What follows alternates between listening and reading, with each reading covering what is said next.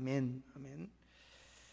이제 우리가 보실 하나님의 말씀은 미가서 5장 2절에 있는 말씀 한 소절만 봅니다. 구약 성경 미가서입니다. 제가 가진 성경은 1295페이지가 됩니다. 미가서 5장 우리 2절 말씀 한 소절만 우리 다 같이 합독해서 읽도록 하겠습니다. 우리 집에서 영상으로 예배하는 분들도 같이 읽습니다. 베들레헴 에브라다야, 너는 유다 족속 중에 작을지라도 이스라엘을 다스리는 자가 내게서 내게로 나올 것이라. 그는 그의 근본은 상고에 영원에 있느니라. 아멘. 한 번 더 읽어볼까요? 시작. 베들레헴 에브라다야, 너는 유다 족속 중에 작을지라도 이스라엘을 다스릴 자가 내게서 내게로 나올 것이라. 그의 근본은 상고에 영원에 있느니라. 작은 베들레헴, 작지 않다, 이렇게 말씀하셨어요. 그래서 우리가 함께 성탄을 앞두고 예수님 이 땅에 오심에 대하여 작아도 작지 않습니다 하는 제목의 말씀으로 잠깐 은혜를 나누려고 합니다. 오늘 성경에 보면 베들레헴이라는 지명이 나옵니다. 이 베들레헴이라는 지명을 가리켜서 작다고 말씀했습니다. 그런데도 불구하고 작지 않다, 이렇게 말했어요. 베들레헴은 지명이 나오고 또 이렇게 말씀하시잖아요. 베들레헴 에브라다야, 베들레헴 중에서도 에브라다야, 이렇게 불렀습니다.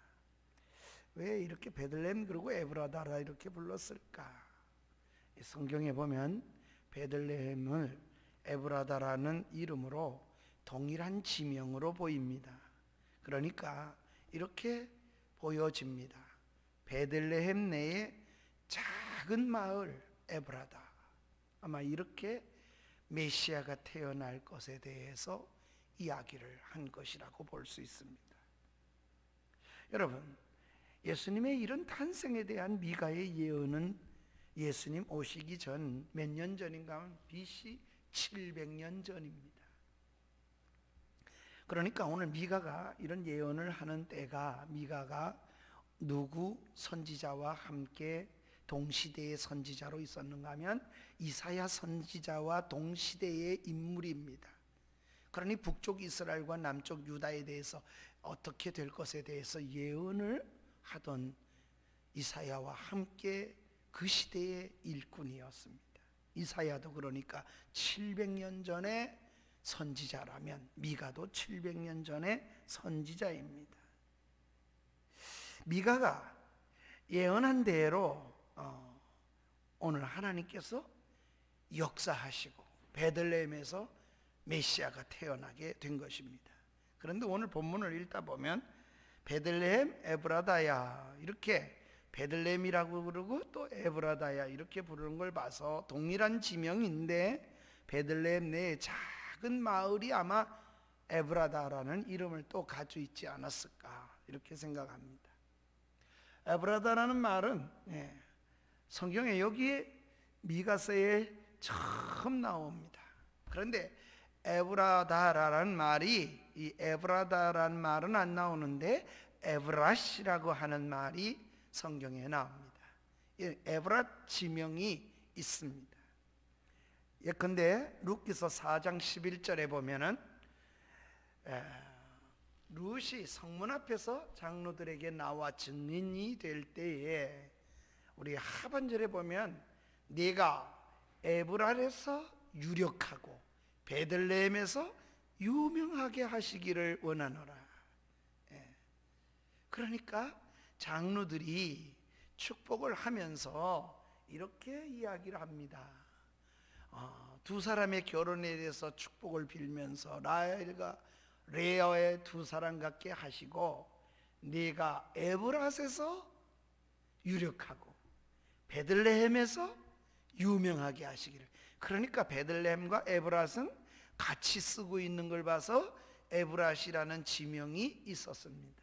그래서 성경학자들은 이렇게 이해를 합니다. 에브라다 또는 에브라다라는 말에 옛 지명이 바로 에브라시일 것이었다. 그러니까 에브라다의 옛 이름, 우리 동네 이름이 좀 시간이 지나면서 좀 바뀔 수 있잖아요. 그러니까 에브라다의 옛 이름이었을 것이다. 또 이렇게 베들레헴을 에브라시라고도 부르기도 했습니다. 예컨대 창세기 35장 19절에 보면은 제가 읽어드리면은 라헬이 죽음에 에브랏, 한번 따라해 볼까요? 에브랏 곧 베들레헴에 장사되었고, 그러니까 야곱의 아주 사랑하던 아내 라헬이 죽었습니다.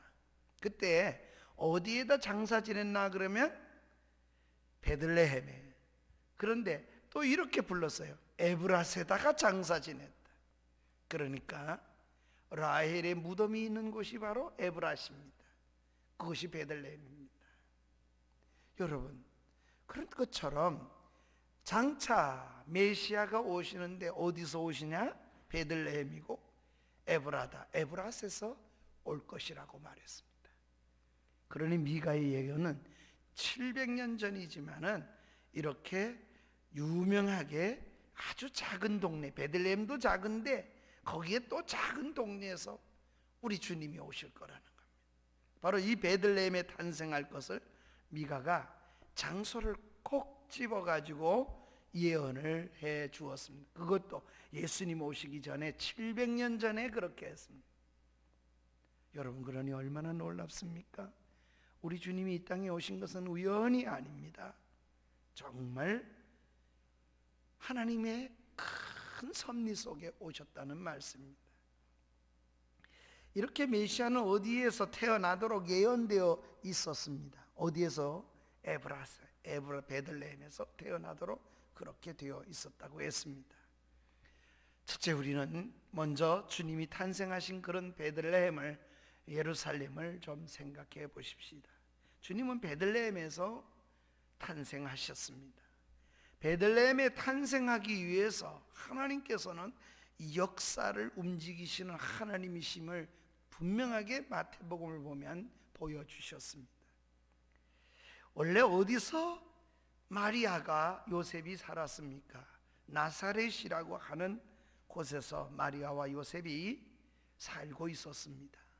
그런데 그 정혼한 두 남녀를 어떻게 합니까? 하나님께서 베들레헴으로 이동을 시키는 겁니다. 여러분, 건강한 사람도 이동하는 것은 쉽지가 않습니다. 지금이야 교통이 좋아서 부산까지 2시간이면 이렇게 SRT나 KTX를 타면 갑니다. 그러나 예전에는 정말 이사 가는 게 그렇게 쉽지 않았어요.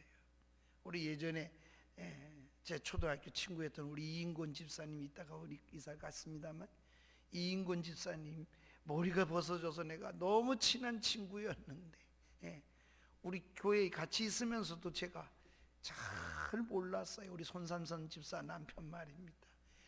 그래서 우리 변 목사님이 있다가, 목사님, 내가 이름이 내 친구 중에 이인곤이라는 친구가 있었는데, 국민학교 친구가, 그런데 이름이 동명이인인 집사님이 우리 교회에 있다 그러니까 우리 변 목사님이 있다고, 목사님 한번 물어볼까요? 그래.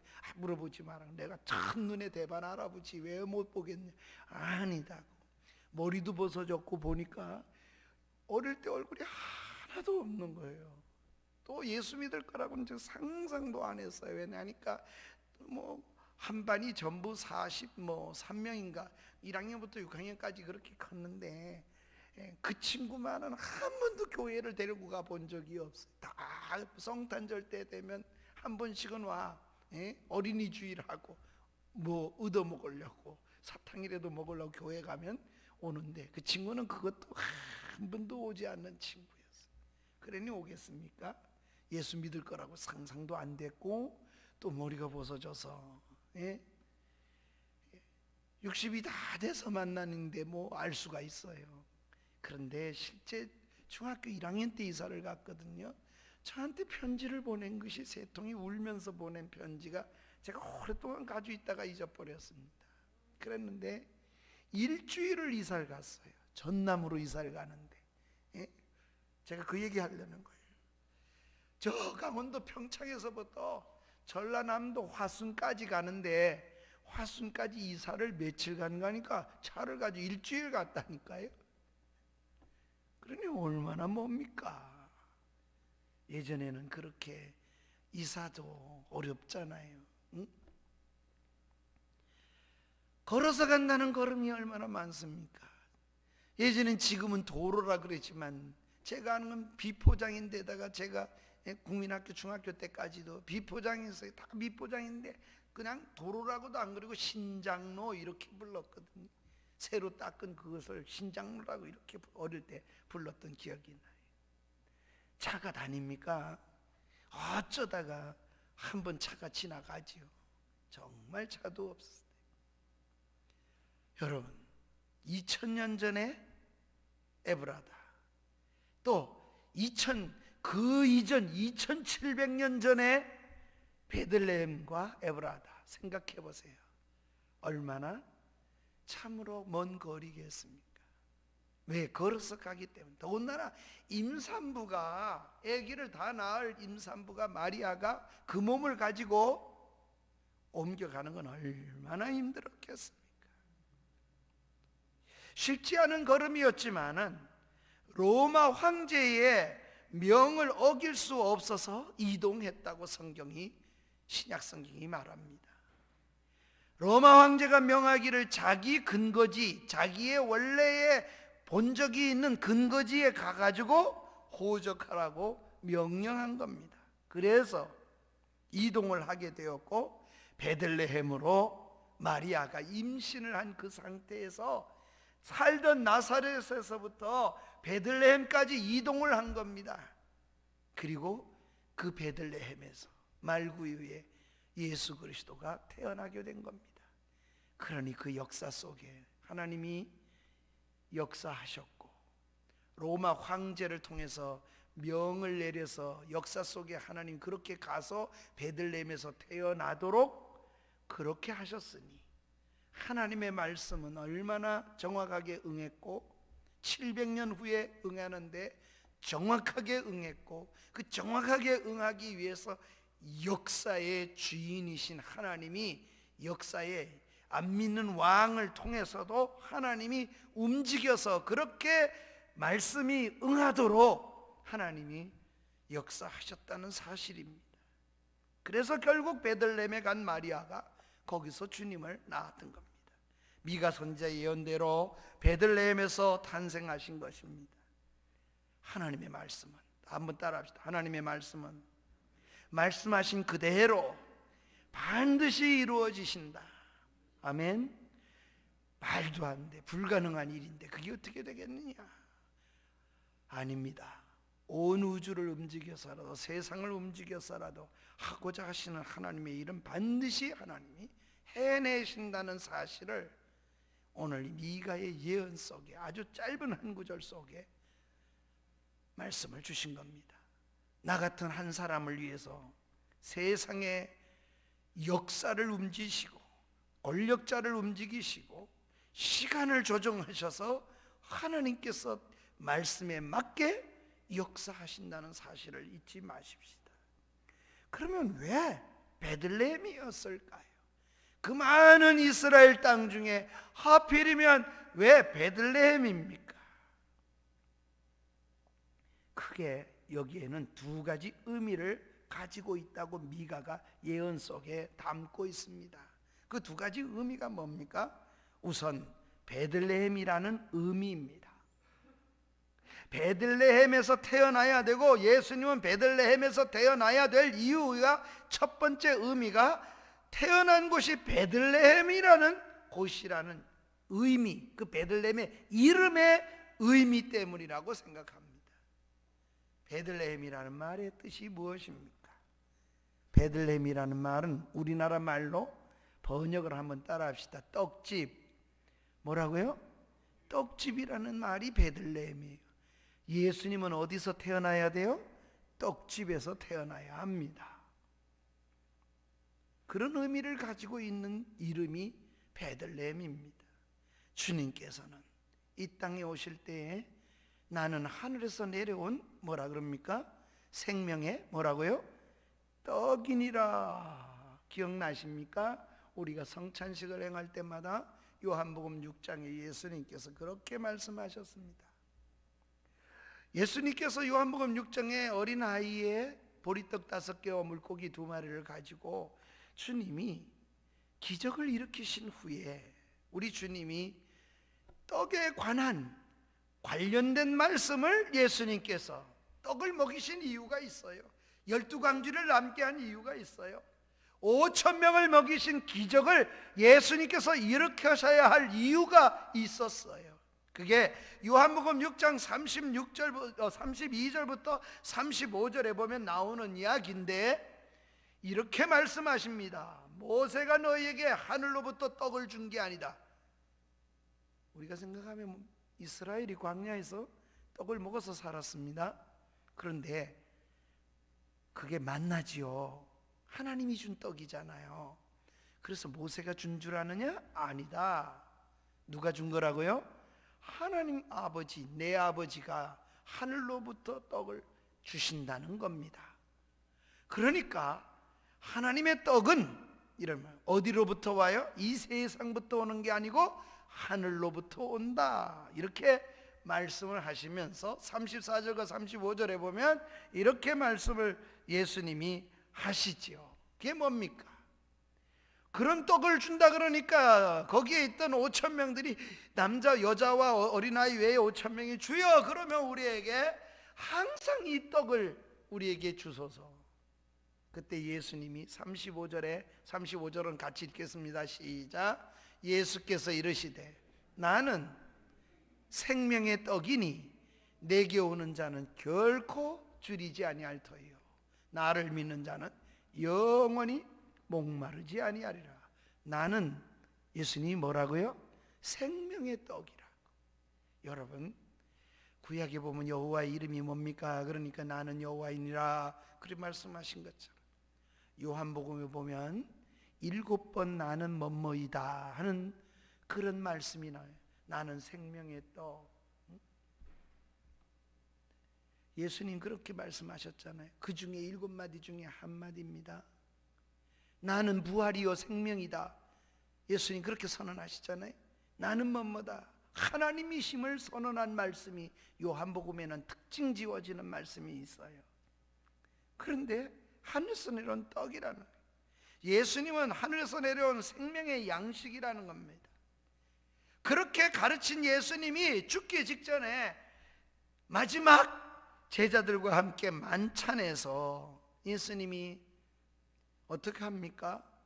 떡을 가지고 이것은 내 살이다 먹어라 그러잖아요. 이건 내 피다 마셔라. 주님께서 뭘 주셔요? 살을 먹으라 그럽니다.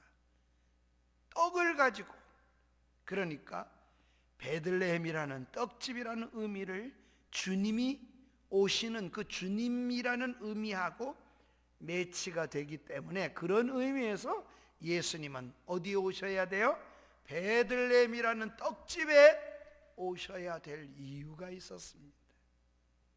그래서 베들레헴은 의미가 있습니다. 그 동네가 바로 또 다른 의미가 하나 있는데 그 동네가 바로 한번 따라하세요. 다윗의 동네다. 두 번째 의미는 그 동네 베들레헴이 바로 다윗의 동네라는 겁니다. 예수님은 누구의 뿌리로 오느냐? 이새 곧 다윗 아버지의 이새의 뿌리에서 한 싹이 나오고 거기서 자라날 것이라고 예언되었습니다. 그러니 예수님은 아브라함과 다윗에 이어서 족보를 갖게 됩니다. 그리고 주님은 한번 따라하세요. 누구의 자손이라고? 다윗의 자손이라고 불려지는 겁니다. 우리 주님이 다윗의 자손으로 오시는 이여 그럴 때 야 그렇게 부르지 마라 이렇게 말씀하신 적이 없어요. 예수님은 베들레헴에 오셔야 될 이유는 다윗의 자손으로 오셔야 될 이유 때문입니다. 왜냐하니 베들레헴은 다른 닉네임이 또 하나 있는데 그곳은 한번 따라 하세요. 다윗의 동네다. 뭐라고요? 다윗의 동네라고 불리워지는 곳이기 때문에. 그러면 베들레헴은 누가 또 거기서 태어났겠어요? 다윗이 태어났다는 말입니다. 그러니 베들레헴은 다윗의 고향입니다. 여러분, 예수님은 다윗의 후손으로 베들레헴에 와야 될 의미가 있습니다. 그래서 시작점에도 아브라함과 다윗의 자손 예수 그리스도의 족보라 계시라 이렇게 마태복음의 시작점도 그렇고 이 성경 전체인 마지막 계시록에도 예수님은 다윗의 자손이라고 마지막 계시록까지 그렇게 기록을 해놨습니다. 그래서 우리 성경 계시록 제일 끝장이 22장인데 계시록 22장 16절에 보면은 이렇게 기록합니다. 우리 22장 한번 같이 읽겠습니다. 시작. 나 예수는 교회를 위하여 내 사자를 보내어 이것들을 너희에게 증언하게 하였노라. 나는 뭐라고요? 다윗의 뿌리요 자손이니 꼭 광명한 새벽별이라 하시더라. 할렐루야. 말씀이 그대로 응하기 위해서 베들레헴은 다윗의 뿌리이기도 한 것입니다. 그래서 다윗의 동네에 예수님이 다윗의 뿌리이기 때문에 마태복음 신약 시작전부터 성경 시작 끝까지 전부 이새의 아들 다윗 왕의 후손으로 올 것을 말씀하신 겁니다. 그래서 다윗의 동네에 태어나셔야만 했습니다. 왜 베들레헴이냐? 왜 미가의 베들레헴에 하얀 이 두 가지 의미 때문에 예수님은 베들레헴에 오셔야 됐다는 말씀입니다. 이제 우리는 두 번째로 이처럼 예수님이 탄생하셨는데 예수님이 탄생한 그 동네는 두 번째로 작은 동네예요. 작은 동네. 그러나 작지 않은 동네라 그랬습니다. 작아도 작지 않다. 이유가 있다면 그 작은 동네 아무도 몰라요. 아주 소위 말하면 강원도 평창이요. 정말 아무도 몰라. 지금이야 평창이 좋아졌죠. 올림픽 때문에 알려졌지만은 누가 알겠어요. 옛날에 제가 어릴 때 국민학교 다닐 때는 평창 그러면 이렇게 나와서 강원도하고도 참 만화에 강원도하고도 아주 골짜기 중에 골짜기인 어느 정선에서 이렇게 만화에 보니까 그래 그려지더라고요. 베들레헴도 그런 곳입니다. 알 수 있는 곳이 아니에요. 정말 작은 동네입니다. 그런데 베들레헴이 작아도 작지 않습니다. 이유가 있습니다. 앞에 붙어 있죠. 거기에 누가 태어나요? 모르시겠어요? 아직도 떠 있잖아요. 누가 태어나요? 왕이 태어나기 때문에 작은 동네가 아닙니다. 그 베들레헴 동네는 작은 동네이지만 작지 않은 이유가 있어요.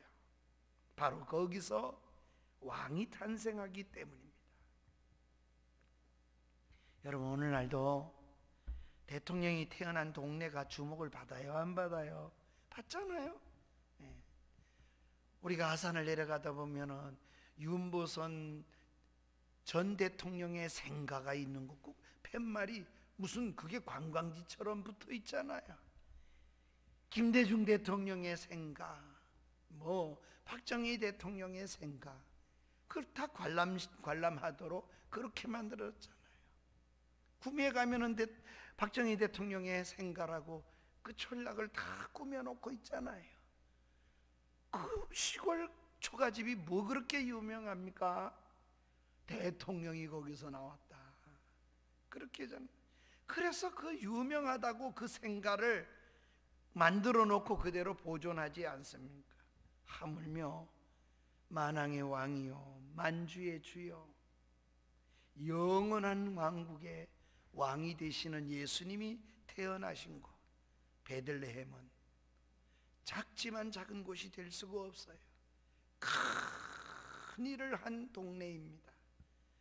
그래서 작아도 작지 않은 동네, 오늘 제가 제목을 잡을 때 작아도 작지 않다는 말은 예수님이 왕으로 오셨기 때문에, 왕으로 오신 예수님을 정말 우리가 믿는다면 작아도 작지 않다는 말입니다. 하나님이 하시는 일은 다 그와 같습니다. 구약에서 작고 초라한 여인을 하나님이 사용하셨습니다. 여러분, 사렙다 과부 생각해 보세요. 저 이방 속에 살고 있고 이방 여인이라 그랬어요. 사렙다라고 하는 곳은 바로 아합 왕의 부인 이세벨의 고향이에요. 그러니 거기는 아주 우상 섬기는 그런 본산지 같은 곳이요. 이세벨의 그 아내가 이스라엘의 우상을 바알신, 아세라신을 가지고 그렇게 아합 왕에게, 성경에 나오는 제일 악한 왕이 되는데 일조했던 그 왕의 부인, 아합 왕의 부인이 이세벨입니다. 그것이 사르밧이에요. 그런데 그 사르밧에서, 사르밧 이방 동네인데다가 그 속에서도 과부, 먹고 죽으려고 마지막 떡을 붙이려는 그에게 엘리야를 보내셔서 그가 하나님을 섬기고 있었다. 그 우상에 가득한 그 사레밧에, 그것도 과부 집에, 작디 작은 여인의 집인데도 불구하고 하나님은 사르밧 과부를 통하여 엘리야를 먹이고 살리는 일을 하십니다. 작지만 작지 않게 사용하셨습니다. 결코 작지 않은 여인입니다. 라합은 죽어야 마땅할 가나안 여인입니다. 룻이라는 여인도 이스라엘 속에 들어올 수가 없는 작은 모압 여인입니다.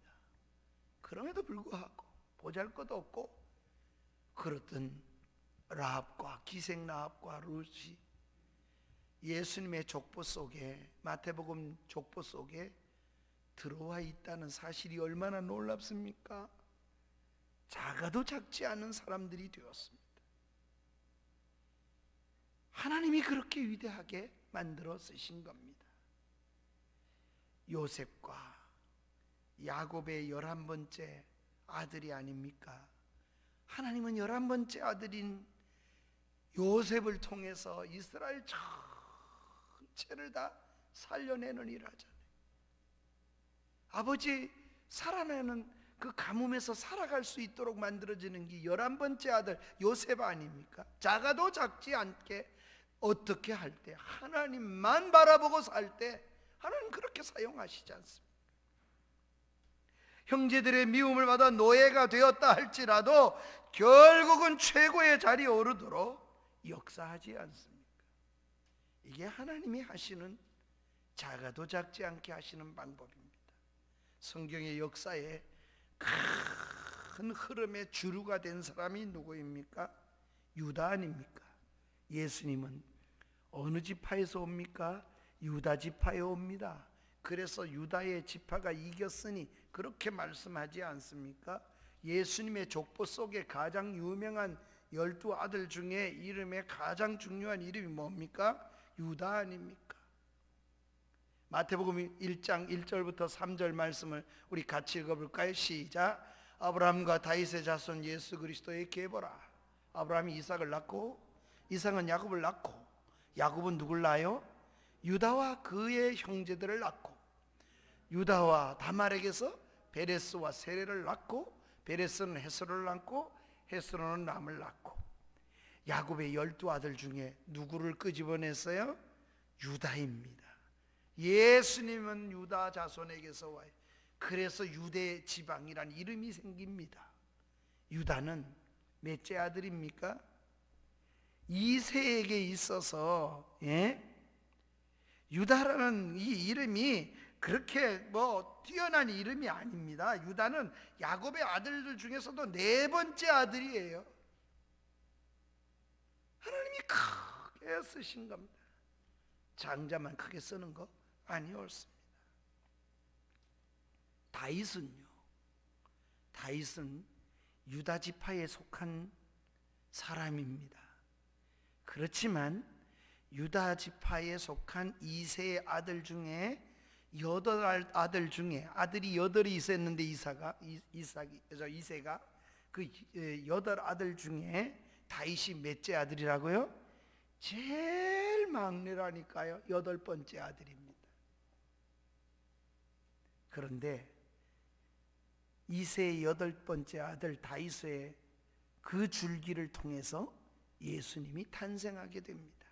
그래서 다윗의 자손이라고 하는 거예요.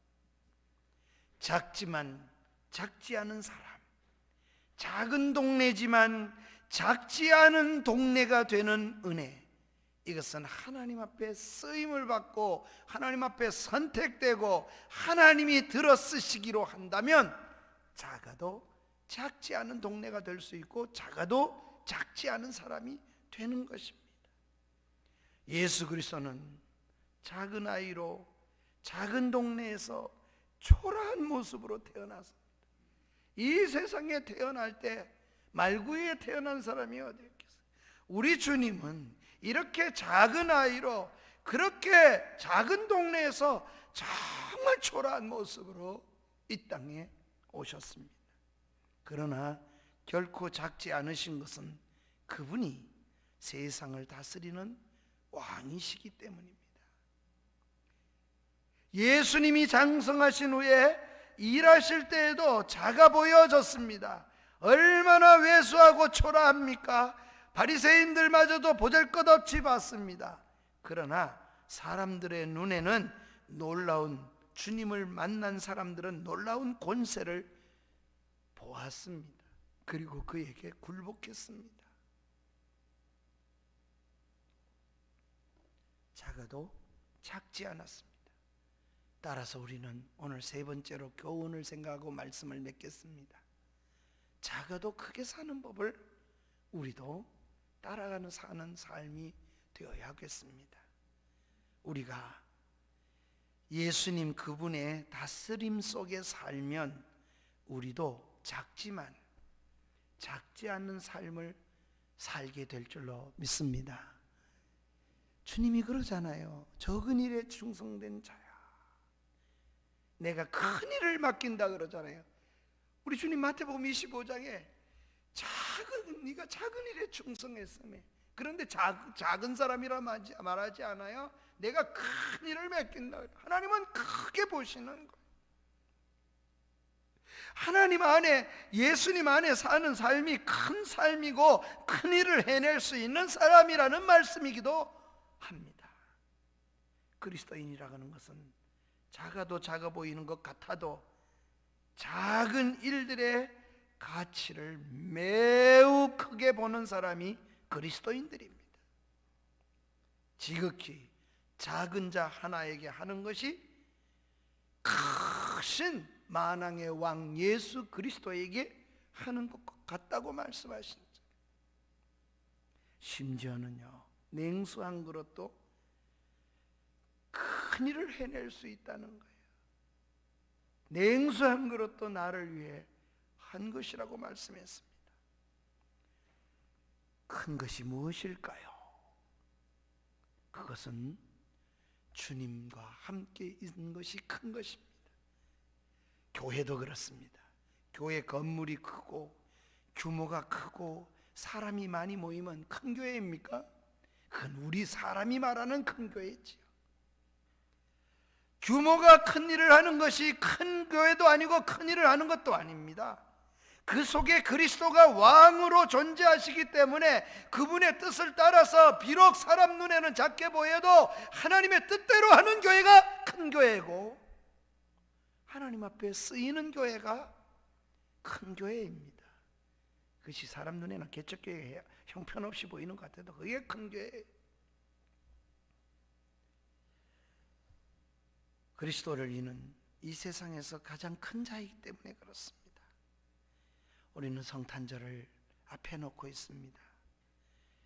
작지만 결코 작지 않는 한은 그리스도인의 기쁨이 있는 성탄절을 맞아야겠습니다. 의미와 가치를 지니는 그리스도인이 되십시다. 상대적으로 작아 보여도 주 안에서 살아가는 내가, 주 안에서 살아가는 우리 구역이, 우리 교회가 큰 일을 해낼 수 있다고 믿으십시오. 비록 보잘것없어도 주님과 함께 내가 이 선한 일에, 비록 보잘것없는 그 선한 일, 작은 거, 사람 보기에 작고 내가 보기에도 작고 뭐 이거 하나 한다고 해서 내가 무슨 큰 일 되겠네. 아니요, 그 작은 일이 큰 일임을 기억하십시다. 작은 동네에 탄생하셨지만 결코 그 작지 않은 동네를 만드신 주님을 바라보십시다.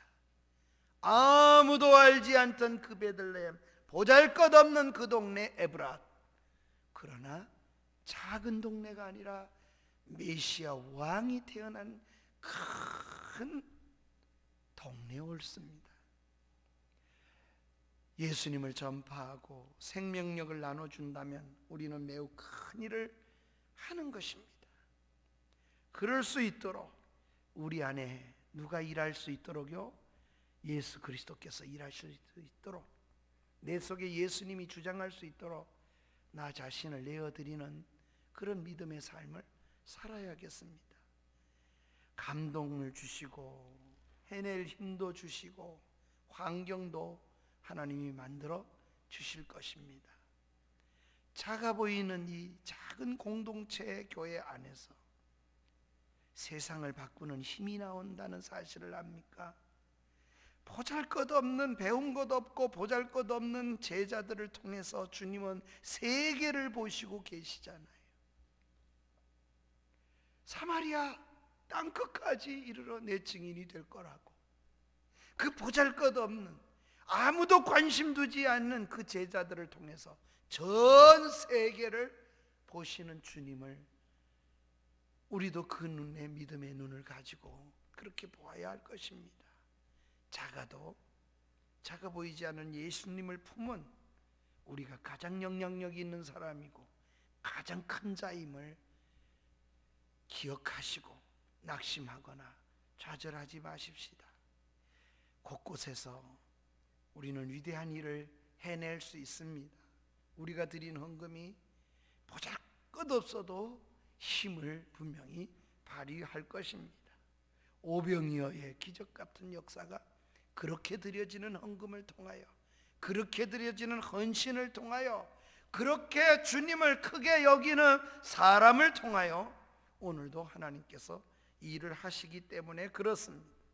그런 역사, 그런 희망이 우리의 걸음이라는 걸 잊지 마시고, 작아도 결코 작지 않게 만드시는 하나님, 그것은 예수 그리스도 안에서 되어지는 일임을 기억하시고 믿음으로 그렇게 걷는 우리가 되고, 이 성탄을 맞으면서 우리도 하나님 아버지 앞에 그 작은 속에 큰 걸 보는 믿음으로 성탄을 맞이하는 그런 은혜가 있기를 주의 이름으로 축복합니다.